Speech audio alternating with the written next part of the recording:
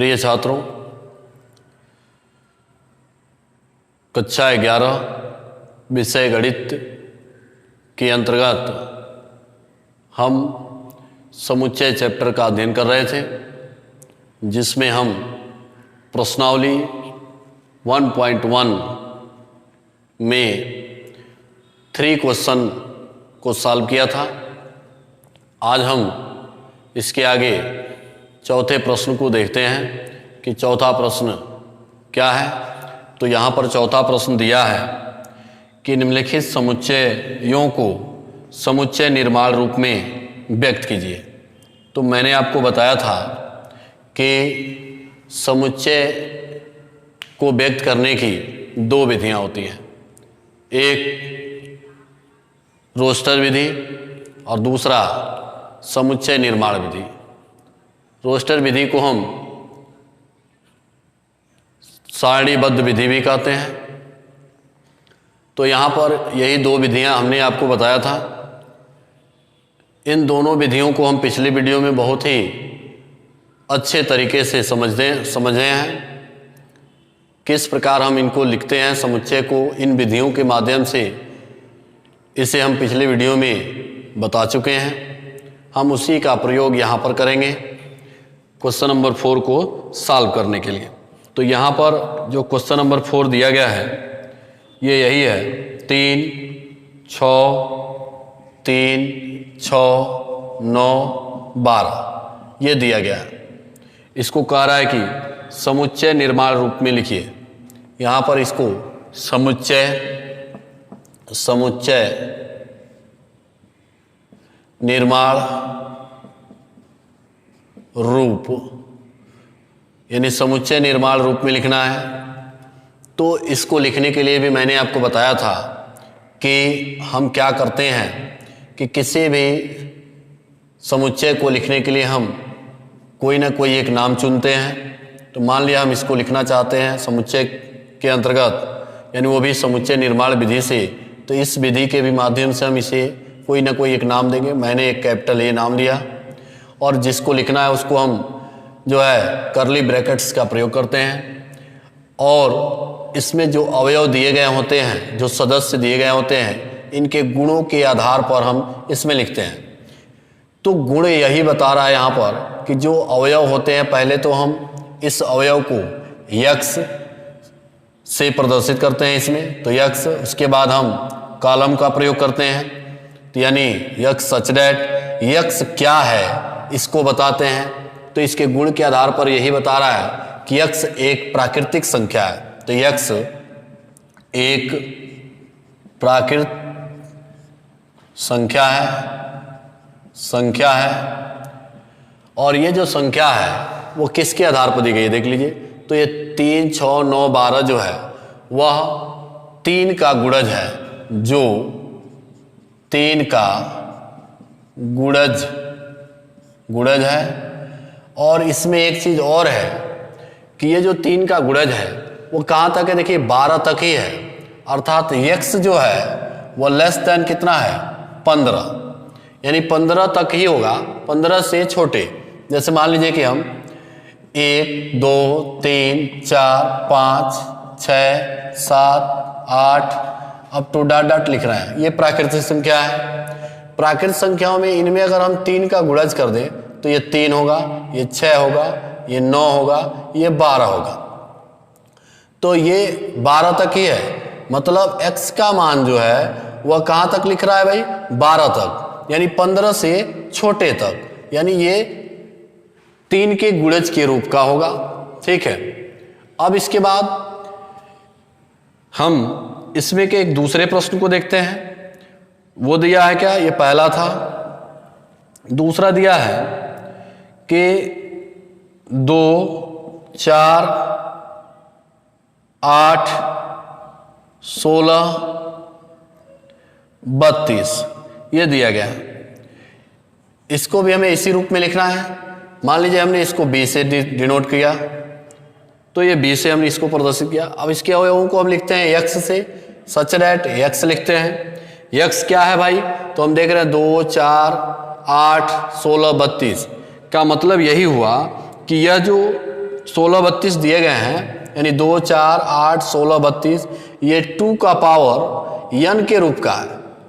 यहाँ पर n बराबर 1 रखिए तो 2 हो जाएगा, n बराबर 2 रखिए तो 2 का पावर 2 यानी 4 हो जाएगा, n बराबर 3 रखिए तो 2 का पावर 3 अर्थात ये 8 हो जाएगा, 4 रखेंगे 16। तो यानी यहाँ हम लिख सकते हैं कि x सच दैट x बराबर x क्या है, 2 का पावर n है, ठीक है, और n क्या है, तो n is element of capital n कर देंगे, अर्थात n जो है प्राकृत संख्याएं हैं। और इसमें एक चीज और इसमें लिख देंगे, और कहाँ तक हैं, तो हम देख रहे हैं 32 तक है, मतलब n का जो मान है वह less than or equal to 5 तक होगा।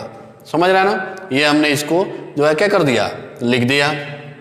इसके बाद इसका तीसरा प्रश्न दिया है, तीसरा फिर इसी तरह का क्वेश्चन दिया गया है। तीसरा जो दिया है वह दिया है कितना भाई, तीसरा दिया है कर है 5 25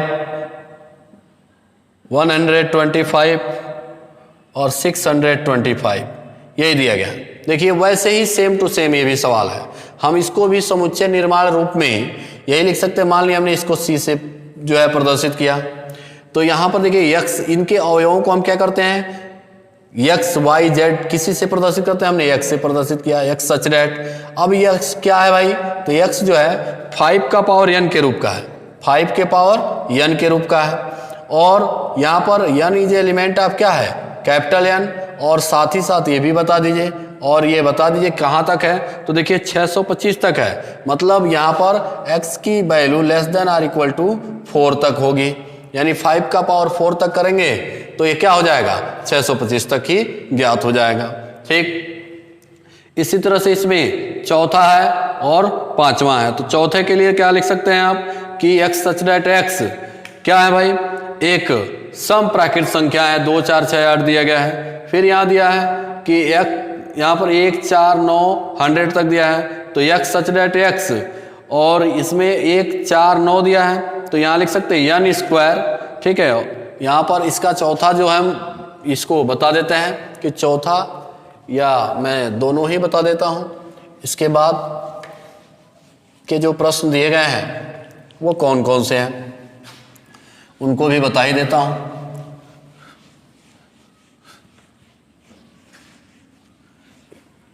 इसमें क्वेश्चन नंबर 4 के ही चौथा प्रश्न, चौथे का हम चौथा बता रहे हैं। दिया है इस तरह से 2 4 6 डॉट डॉट डॉट ऐसे दिया है। इसको भी हमें समुच्चय निर्माण रूप से ही लिखना है। तो यहाँ मान लीजिए हम इस समुच्चय को D से डिनोट कर रहे हैं, तो D की, अब इसके अवयवों को बताना है कि ये सम संख्या है, तो x सच दैट x क्या है भाई, एक सम संख्या है, यहाँ लिख देंगे एक सम संख्या है, और ये जो सम संख्या है वह कहाँ तक गया है, अनंत तक गया है, तो बस ये सम संख्या लिख देंगे। सम संख्याएं हैं, एक सम संख्या ये हैं, सम संख्या है, बस ऐसे लिख देंगे। फिर इसके बाद दिया है एक और, इसमें पांचवा दिया है कि 1 4 9 ऐसे दिया है, 1 4 9 अप टू डॉट डॉट 100 तक दिया है। तो इसको भी हम समुच्चय निर्माण रूप से लिखना चाहते हैं, तो मान लीजिए हमने इसको ई अक्षर से डिनोट किया इस समुच्चय को, तो इसमें ये जो अवयव है इसको हम x सच दैट x लिखते हैं, और x बराबर क्या है, n स्क्वायर है। देख लीजिए जहाँ n की जो वैल्यू होगी वह n is element of capital N लिख देंगे।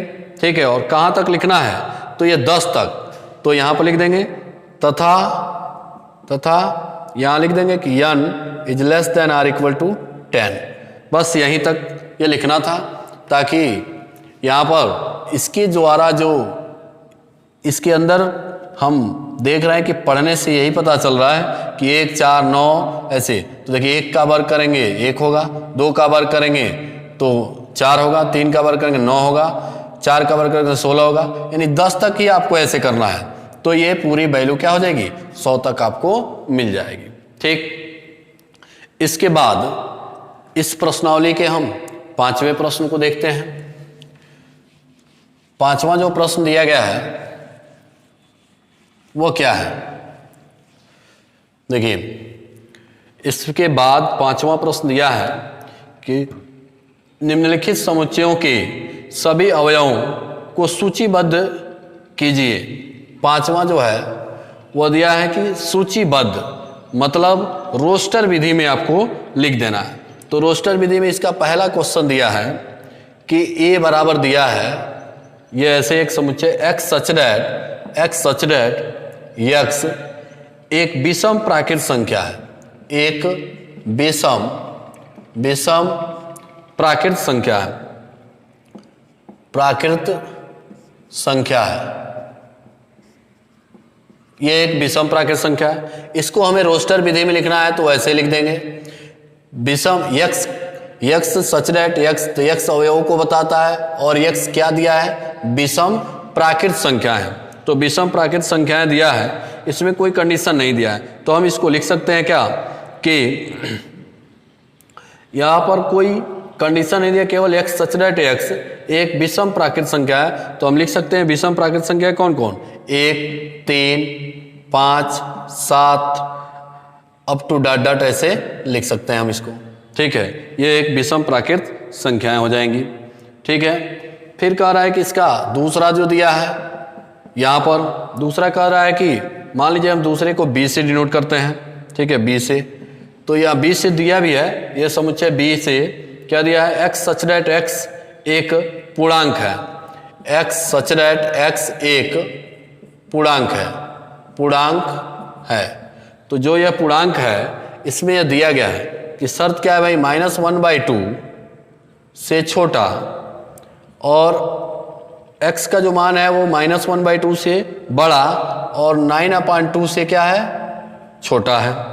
ठीक है, ऐसे दिया गया है। तो इसको भी हम किस विधि से लिख रहे हैं भाई, रोस्टर विधि से लिख रहे हैं।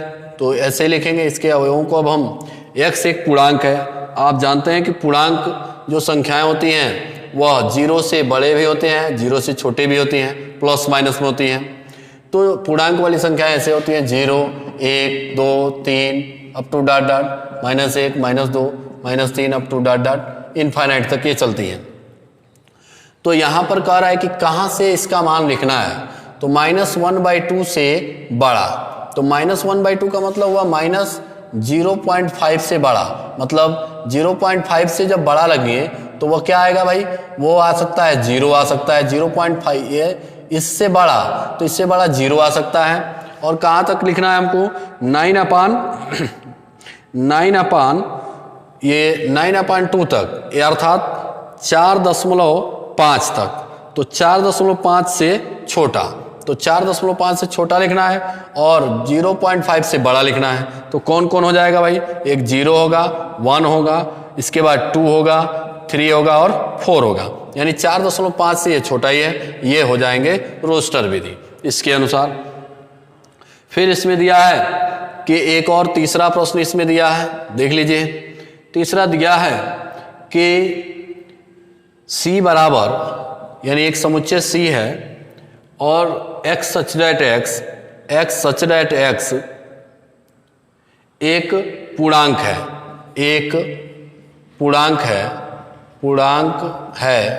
और साथ ही साथ ये भी कहा है कि x square is less than or equal to 4, यानी इसमें कंडीशन दिया है कि x जो है उसका वर्ग 4 से छोटा या 4 के बराबर होगा। तो हम यहाँ पर देखिए, इसको हम लिख रहे हैं समुच्चय को रोस्टर विधि से।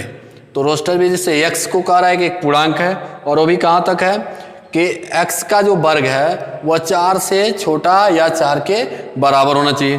तो हम इसमें कौन कौन से लेंगे, एक तो मान लीजिए -2 का वर्ग करेंगे यहाँ पर, तो -2 का वर्ग भी 4 आएगा जो कि होना चाहिए, तो -2 हो गया। इसके बाद हम क्या रख सकते हैं, -1 भी ले सकते हैं, क्योंकि -1 का भी वर्ग 4 से छोटा होगा। 0 का भी लेंगे तो भी क्या होगा, 4 से छोटा होगा। 1 रखेंगे तो भी होगा और 2 रखेंगे तो भी होगा, यहीं तक होगा बस, क्योंकि इससे अधिक आप लेंगे 3 रखेंगे तो ये बड़ा हो जाएगा, इसके बाद वाला रखेंगे तो भी ये 4 से बड़ा हो जाएगा। तो इस प्रकार हम इसको यानी आसानी से लिख सकते हैं। इसके बाद हम देख रहे हैं क्या कि इसके बाद के जो प्रश्नावली, इसी प्रश्नावली के और भी सवाल हैं, उसको भी हम हल कर देते हैं। यहाँ पर इसके बाद के भी प्रश्नावली दिए गए हैं, हम उनको हल कर देते हैं। ये इसमें कर रहा है क्या, तीसरा हमने बता दिया था, चौथा देखेंगे, पांचवें का हम चौथा बता रहे हैं। कह रहा है कि ये समुच्चय डी से प्रदर्शित है। डी बराबर दिया है x such that x, x such that x loyal शब्द का अक्षर है। यहाँ पर L O Y A L शब्द का एक अक्षर है, शब्द का एक अक्षर है, अक्षर है। तो यहाँ पर भी हम इसको हम लिख सकते हैं, डी बराबर क्या लिख रहे हैं, एक्स जो है लॉयल शब्द का है। तो देख लीजिए यल 2 बार आया, बस यही एक बार हो जाएगा, यल कामा ओ कामा वाई कामा ए कर देंगे और इसको हम कर्ली ब्रैकेट्स के अंतर्गत व्यक्त कर देंगे, बंद कर देंगे। तो इस प्रकार ये लॉयल शब्द के अक्षर का जो है समुच्चय हमने किस विधि से लिख दिया, रोस्टर विधि से लिख दिया। यहाँ पर ये जो है समुच्चय निर्माण विधि में दी गई है और हम इतने इसे क्या कर दिया, रोस्टर विधि के द्वारा लिख दिया, यानी सारणीबद्ध विधि के सहायता से लिख दिया। अब इसके बाद एक और दिया है, इसमें पांचवा दिया है कि कह रहा है कि ई एक समुच्चय दिया है कि एक्स सच डेट एक्स वर्ष का एक ऐसा महीना है जिसमें 31 दिन नहीं होते हैं। तो 31 दिन नहीं होते हैं, तो हम इसको डायरेक्ट लिख रहे हैं 31 दिन नहीं होते हैं, माने 31 दिन जितने वर्ष के महीना है जिनमें 31 दिन होते हैं उनको नहीं लिखना है, शेष को लिख देना है। तो शेष कौन कौन होंगे, तो एक तो हो जाएगा फरवरी 28 दिन का होता है, फिर फरवरी के बाद हो जाएगा अप्रैल, इसके बाद क्या हो जाएगा जून, ये भी 31 दिन का नहीं होता है, इसके बाद आ जाएगा सितंबर और क्या आ जाएगा नवंबर। यही होंगे जो 31 दिन के नहीं होते हैं, बाकी सब क्या होते हैं 31 दिन के होते हैं। इसके बाद इसका 6वां दिया है, कह रहा है कि एक्स सच डेट एक्स अंग्रेजी वर्णमाला का एक व्यंजन है जो के से पहले आता है। तो यहाँ पर इसको भी हम डायरेक्ट लिख रहे हैं रोस्टर विधि से, के से पहले अंग्रेजी वर्णमाला के व्यंजनों का समुच्चय लिखना है। कह रहा है कि एक्स सच डेट एक्स अंग्रेजी वर्णमाला का एक व्यंजन है जो के से पहले आता है। तो व्यंजन को सिर्फ लिखना है, स्वरों को इसमें नहीं लिखेंगे। तो इसमें ए तो स्वर है, इसको हटा दें तो बी हो जाएगा, सी हो जाएगा, फिर डी हो जाएगा, ई नहीं आएगा, एफ आएगा और फिर क्या आएगा, एफ के बाद जी आएगा और क्या आएगा, एच आ जाएगा, आई नहीं आएगा, जे आएगा। तो ये हो गया जो है एक्स सच डेट एक्स अंग्रेजी वर्णमाला का एक व्यंजन है जो कि के से पहले देखिए ये व्यंजन ही है, इसमें स्वर नहीं आए हैं। तो इस प्रकार ये क्वेश्चन नंबर हमने 4, 5 और 6 को बता दिया, फिर 5 को बता दिया। यहाँ पर 6 दिया है बाईं ओर रोस्टर विधि, इसको भी हम बता ही देते हैं, बहुत ही आसान है, देख लीजिए।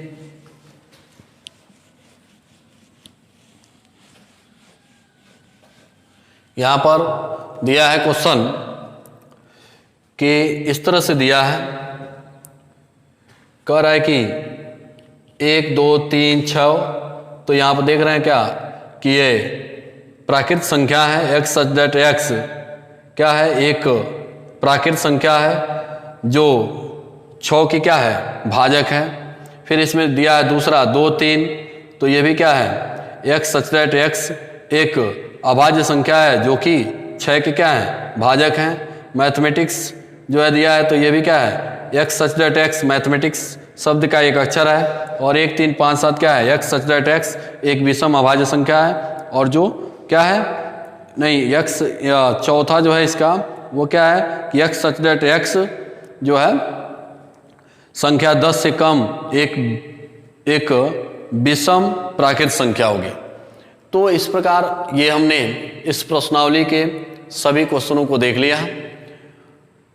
हम इसके आगे के जो प्रश्नावली है इसको अगले वीडियो में बताएंगे। तब तक के लिए क्या, धन्यवाद।